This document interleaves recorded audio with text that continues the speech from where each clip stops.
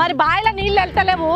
ఓ 5 గజాలు అంత తోడిస్తా, ఇంత పూటిగా తీపిస్తా అనే మనిషి అయితే కాదు.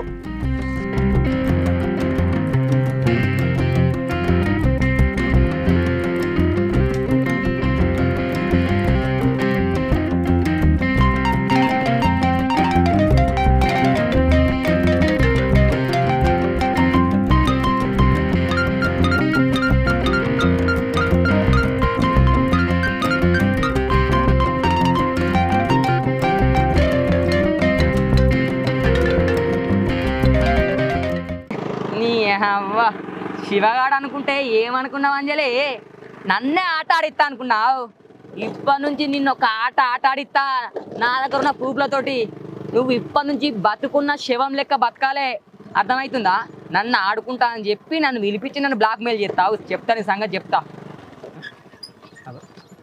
ఇదేవతి